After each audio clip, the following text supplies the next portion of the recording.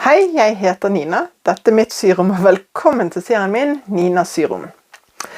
I dag skal jeg vise deg hvordan du syr en kjole fra Lutherlåssystemet.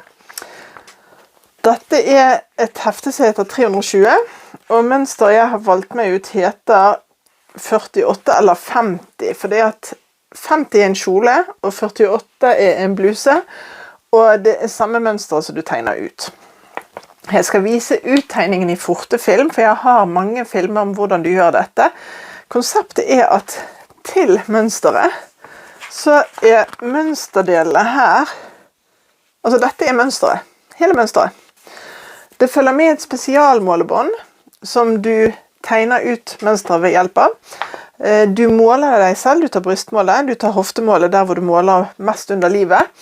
Og alle mål fra og med livet opp, der bruker du brystmålet, og alle mål under livet, altså ikke livet, under livet, der bruker du hoftemålet.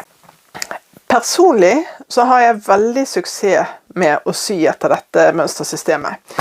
Fordi at jeg varierer i størrelse, og dermed så passer disse mønstrene meg veldig godt. Det som ikke følger med sybeskrivelse. Så det å sette sammen et plagg, det noe som, hvis du ikke har sydd mye før, så kan det være utfordrende. Det også derfor jeg lager disse filmene, for å vise hvordan du kan gjøre, og for å vise hvordan jeg tenker. Og når jeg syr denne kjolen her, så ikke det sånn at jeg har bestemt meg i kveld eller i dag for å sy denne kjolen. Jeg har gått og fundert på det i litt lengre tid, for å finne noen fikse løsninger på hvordan jeg skulle gjøre tingene. En ting du kan gjøre, det jo å låne sybøker på biblioteket, bare for å få litt gangen i hvordan ting settes sammen. Men jeg må si det at jeg altså veldig begeistret for dette systemet.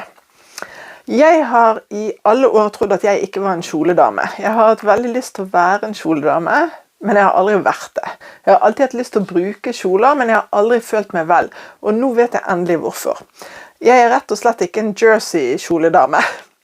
Det blir for avslørende for min figur. Så i det siste så har jeg begynt å sy meg kjoler i stoff uten stretch, og det har jeg skikkelig suksess med. Jeg kjempefornøyd, og endelig kan jeg også føle meg vel i kjoler.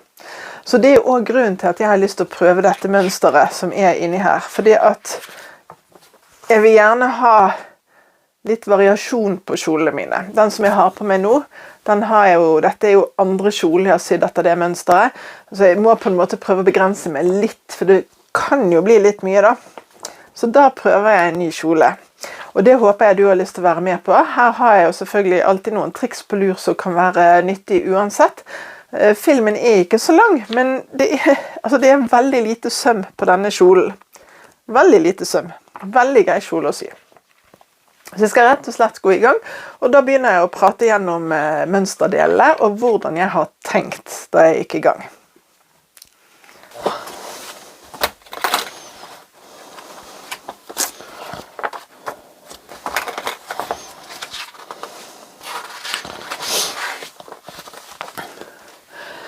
Jeg vil sy denne kjolen.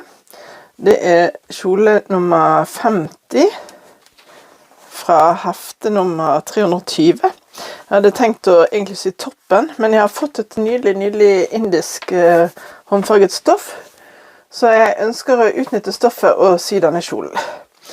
Den litt spesiell fordi at den øverste delen av bærestykket todelt, så det skal jeg gjøre på en egen måte. Og så har den en ganske stor motfold på midten av forstykket. Hvis vi ser på mønstertegningen bak, så ser vi det at det veldig enkelt bakstykket. Det helt rett, og det helt rett i overkanten. Og den har bare det som vi kaller på engelsk dropped shoulders, at det bare at skuldrene går ut på her. Det ikke noe ermer igjen. Så jeg har tegnet av mønsteret, og så skal jeg vise dere stoffdelene mine før jeg går i gang å sy. Skal vi se, vi kan jo begynne med bakstykket. Det ser slik ut. Det øvre del av bakstykket. Jeg har markert inn der det skal være belegg.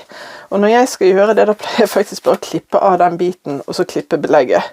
Så her belegget mitt til bakstykket. Øvre delen der.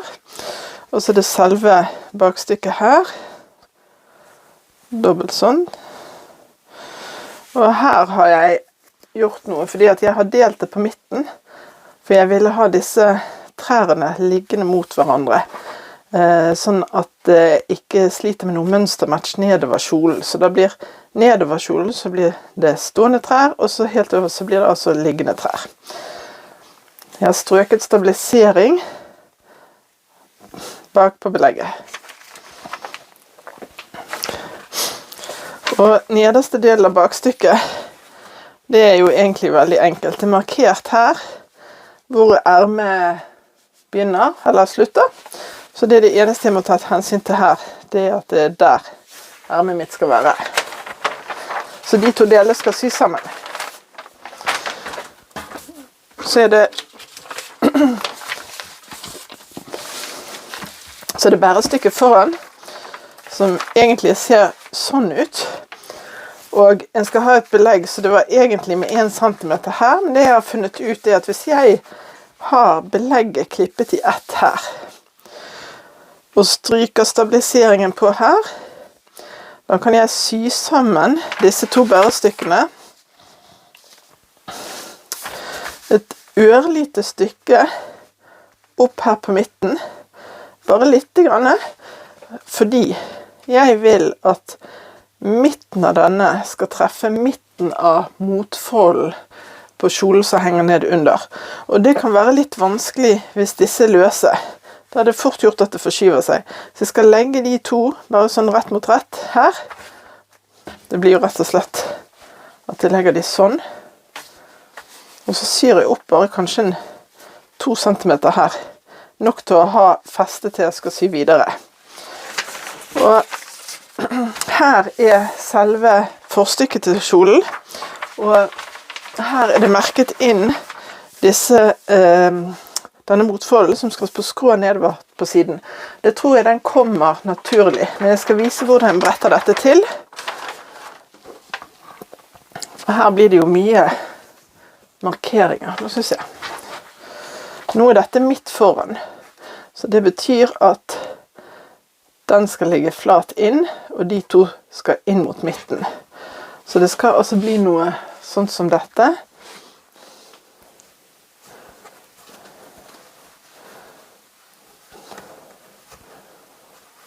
Der. Og tilbake igjen der.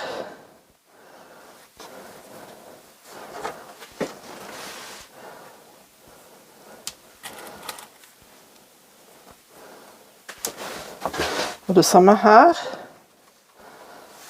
Inn mot midten der. Og det er jo egentlig et spørsmål nå. Om jeg skulle gjort nesten det samme her. Sydd disse to bare litt grann sammen. Vet du hva? Jeg skal gjøre det. Den og den, de skal sammen der. Jeg skal sy den ørlite grann sammen. Det var dumt jeg klippet så stort tak. For det er midt foran. Så jeg skal gjøre det. Jeg skal sy den sammen en liten halv centimeter forbi hakket mitt, sånn at jeg får brettet dette til og det blir helt jevnt. Når det gjelder syrekkefølgen på dette, så vil jeg altså begynne med å sy sammen disse to forstykkene her, litt grann. Så syr jeg belegget på belegget her, sånn. Så kaster jeg over rundt der, og så syr jeg skuldersømmene, for deretter å vrenge hele dette rundt belegget også, og sy det vrangsydd til toppen av bærestykket. Så det betyr at når jeg går videre med dette her, da er faktisk hele toppen av kjolen min egentlig ferdig, unntatt ermene. Og så syr jeg på de nederste delene, sidesømmer bretter inn til ermer. Men da begynner vi å sy.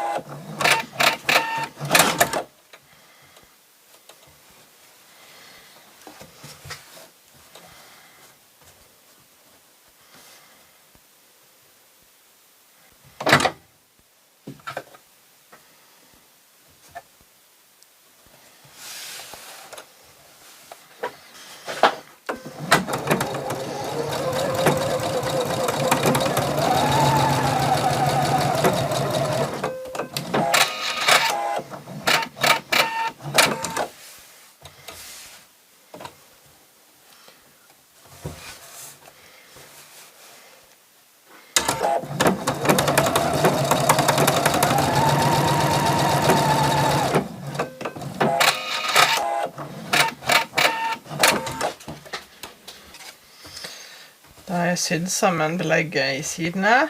Jeg har kastet over den. Jeg har kastet over rundt hele. Nå har jeg altså en løs ring her, sammen med forstykkene mine her. Så nå skal jeg sy skuldersammene med bakstykket. Legger de bare rette mot rette.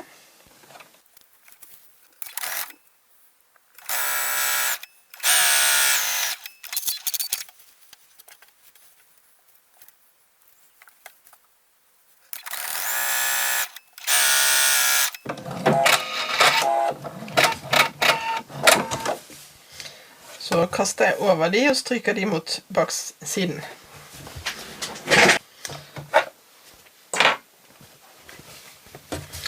Sånn. Nå har jeg stoffet mitt liggende med retten opp. Nå skal jeg ta mine belegg og brette de rundt, sånn at de ligger rette mot rette rundt hele og feste med nåler. Sånn, nå er noe lett, så nå skal jeg sy.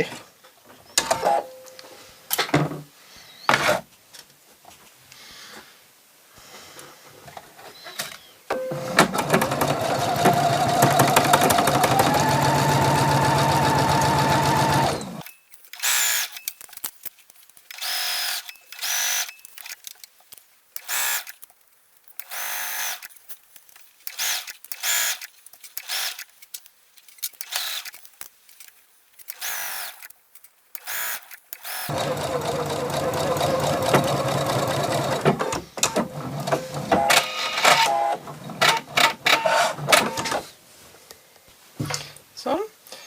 Da skal jeg klippe hakk rundt hele kanten, og så skal jeg vrenge rundt.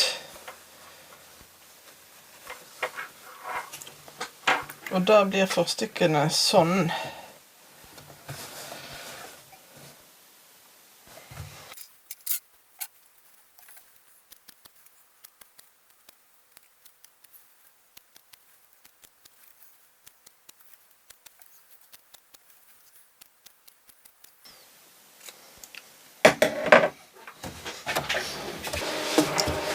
Sånn, jeg har strøket rundt hele her nå. Jeg vil ikke ha noen synlig stikning rundt her, så det jeg skal gjøre, jeg skal ta og så sy fast så godt jeg kan, belegget i sømmene, og så kan det være at jeg tar noen sting for hånd rundt etterpå her i kantene. Jeg vet at jeg kommer ikke helt inn i kroken her, så jeg begynner bare så langt bort så jeg kommer.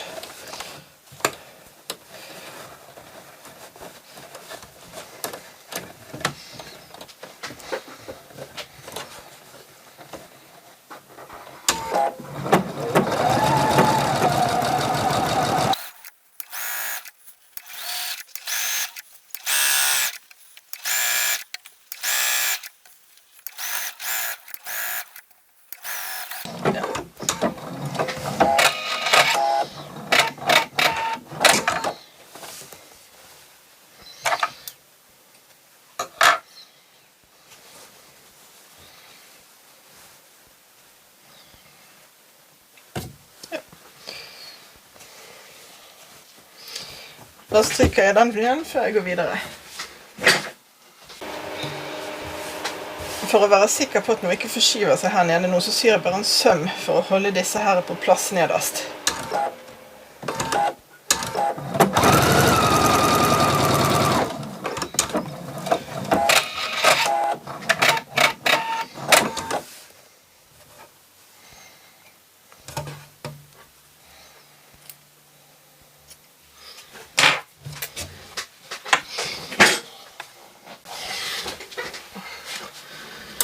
Dette er forstykket, og det var her jeg sa jeg skulle sy bare litt grann ned her på denne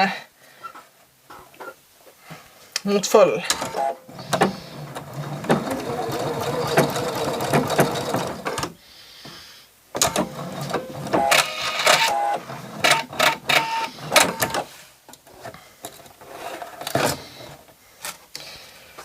For da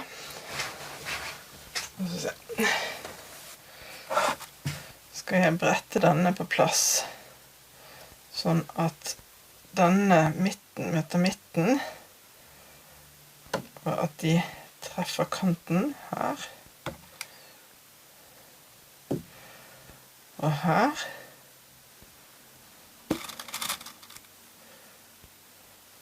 Og så vil jeg sy denne, sånn at den faktisk sitter fast den også.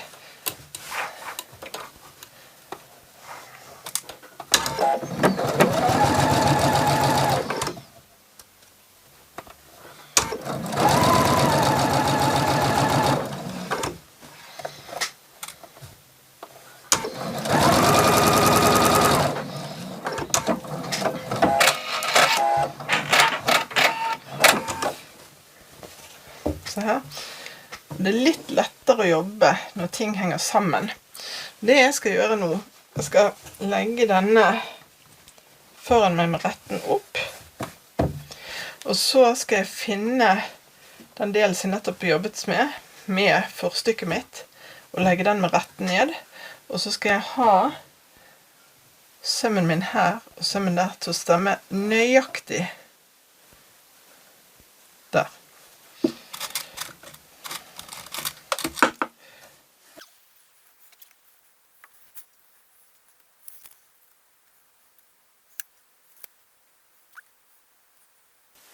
Jeg setter bare nåler til den ene kanten, for når jeg har kommet forbi midten, så er det strengt tatt ikke like kritisk ut til sidene.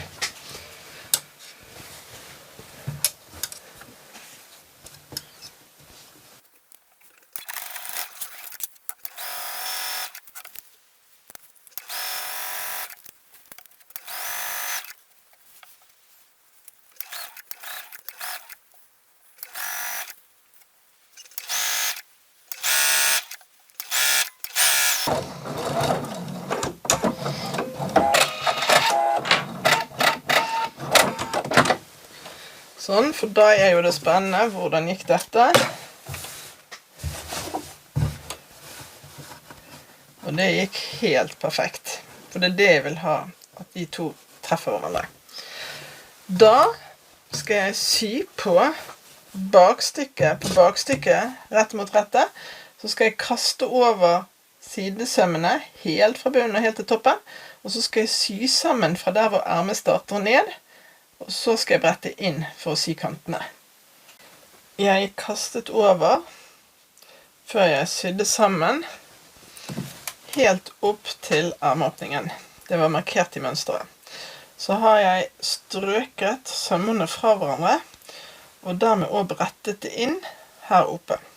Rundt her skal jeg sy en stikning for å holde det på plass. Og helt nederst så har jeg bare brettet inn kjolen 2 ganger, og nå skal jeg sy opp kjolen.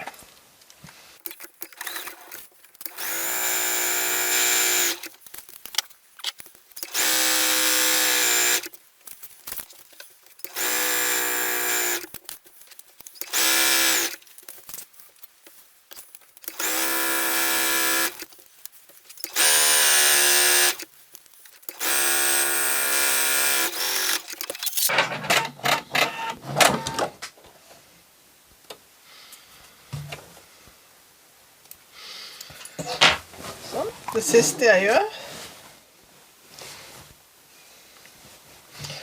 siste jeg gjør, nå, det er å sy rundt ermene her. Men da skal jeg ta bordet mitt. Begynner jeg her nede.